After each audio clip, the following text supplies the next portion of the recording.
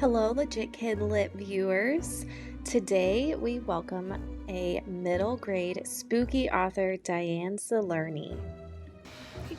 My daughter and I have arrived at Comp Animal Pet Rescue for our volunteer shift, and we are being greeted by some of the residents out here on the catio. They have in and out access, and they love to sit out here in the mornings and wait for the volunteers to show up. Hey, kiddles, you ready for breakfast? Yeah, probably. So this is Ashes. Ashes is feral, but she's thinking not quite feral enough that I don't want that wet food you have. Huh? Yeah? You want this? Can I pet you? Good girl. This is Pumpkin.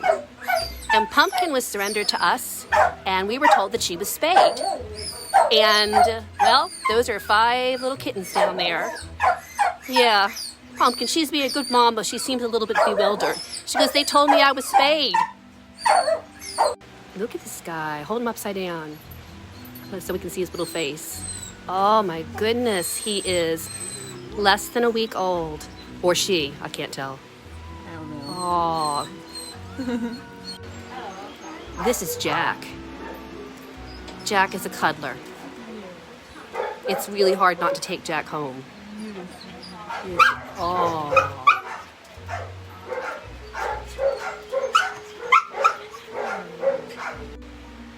This is Daisy. Don't tell the other rabbits, but Daisy is my favorite.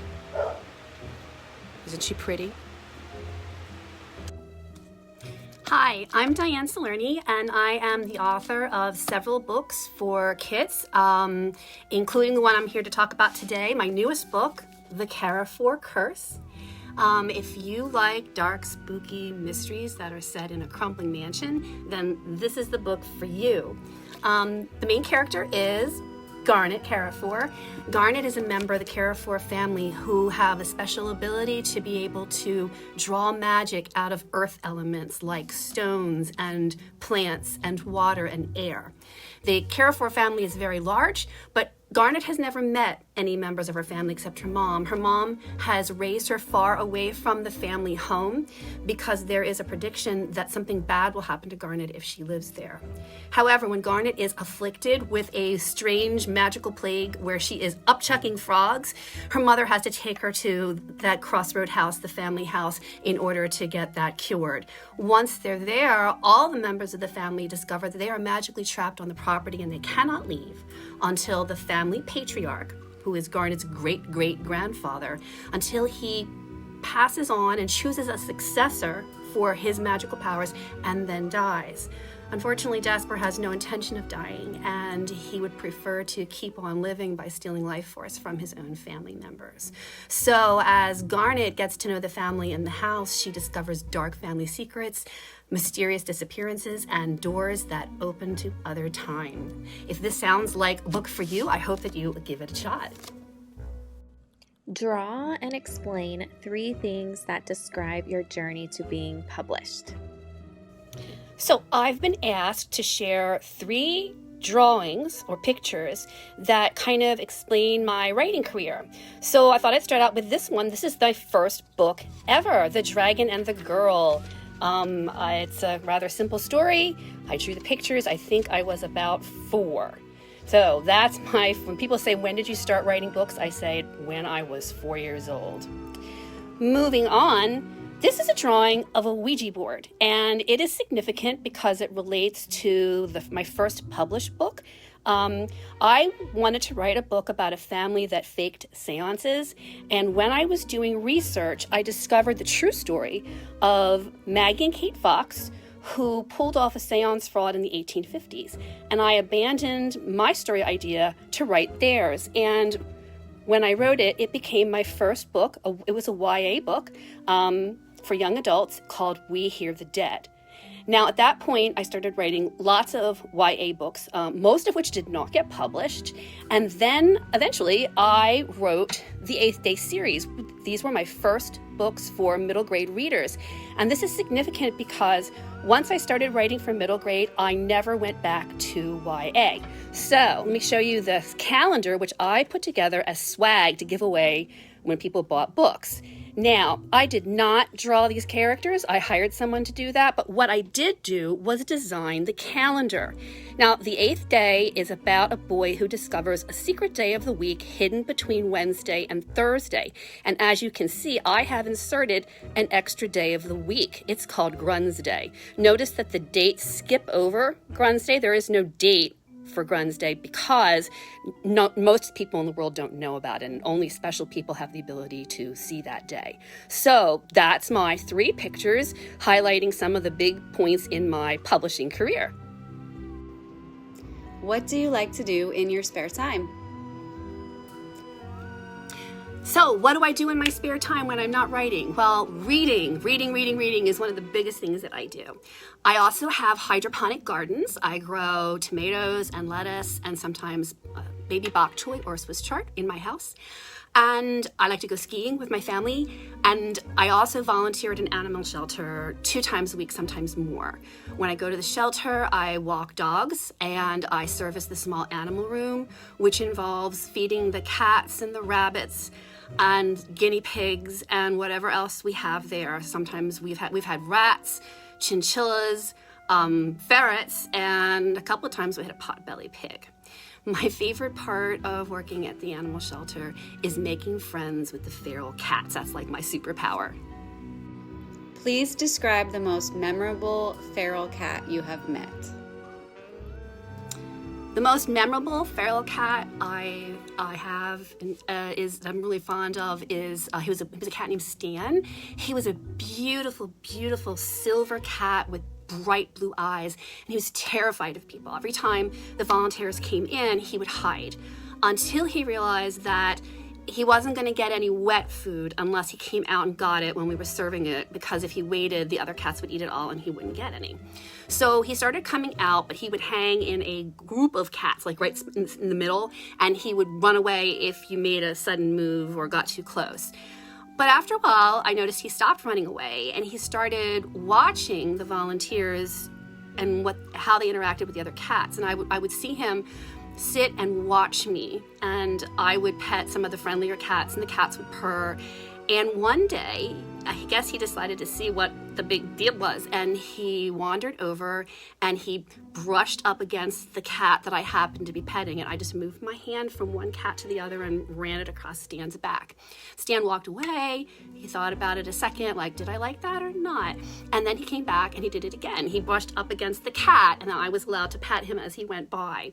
That was the beginning. That was the first day that he ever let person touch him willingly. And after that, it got better. I was allowed to pet him and play with him. And eventually Stan was adopted into a family, and where he is now a beloved household pet. Have any of the animals made it into your writing? None of the shelter animals have made it into any of my published books, but I am working on the first draft of a story about a girl who volunteers at an animal shelter and walks shelter dogs as a cover for her ghost hunting activities. And so I have taken some of my favorite dogs over the 3 years that I have worked at Comp Animals, and some of them made cameo appearances in this story. Will it get published? I don't know. I got to finish it first. I got to revise it and see whether or not it's going to be something I want to share with my agent and editor. What advice would you give to aspiring writers? The advice I would give to aspiring writers is to read, and don't read as a reader. Read as a writer and pay attention to what the author is doing. If you're reading a mystery, pay attention to when and how the author inserts the clues. If you're reading fantasy or science fiction, pay attention to how the author makes you believe in magic or ghosts or aliens or robots or whatever is fantastical about the story. Also, notice how the author makes things hard for the main character. There's usually a point in a story where the main character thinks, I've got it solved, I've got this, and then everything goes wrong. This is because it's not very interesting to read a story in which the problems are solved too easily and too quickly. Authors have to be mean to their characters, so pay attention to that, notice it, and then you can apply that in your own writing as well. What is a recent favorite spooky book that you've read? I can think of 2 spooky books that I have read recently that really stood out for me. One is titled A Small Zombie Problem by K.G. Campbell. It's about a boy who has a small zombie problem. I mean, he has a problem with a small zombie. A little girl who keeps following him around and offering him her eyeball on her palm of her hand. It's part of a 3-book series. I recommend all 3. And the other one that stands out for me is the Poltergeist Problem. That's a story about ghosts of children who are trapped in an abandoned orphanage, and they don't know why they're trapped there and can't move on. And it's about a group of living kids who stumble upon this problem and try to figure out the mystery of what happened at the orphanage and why the ghosts are trapped there and save them. And the author is Betsy Uhrig. It's a standalone, but it's a really fun book. Can you walk us through a spooky writing activity? I think the 2 most important parts of writing a spooky story are setting and mood. Settings of spooky stories often take place in places like abandoned orphanages or creepy basements or attics. They take place in dark forests or caves. Can you write a spooky story that takes place in a field of sunflowers? Well, you could. You're just going to have to make it a pretty strange field of sunflowers. Are there strangely realistic scarecrows all over the field? Do the sunflowers turn their little flower heads to follow you as you walk past? That could make a pretty creepy setting. Mood. Mood is the feeling that the writing gives to the reader. So you want to evoke a creepy, spooky mood. And yes, your characters might be scared and creeped out, but mood is when you make the reader feel that way. And that's how the language that you use is important in that. One of the things that I like to do in a spooky scene is to personify things that aren't people.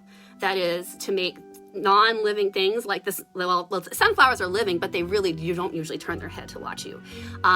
In the Carrefour Curse, I try to make the house, the crumbling mansion that's called Crossroad House, I try to make it seem almost as if it was a character in itself. And if it's okay, I'd like to read you an example of how I think I evoked spooky mood in a scene.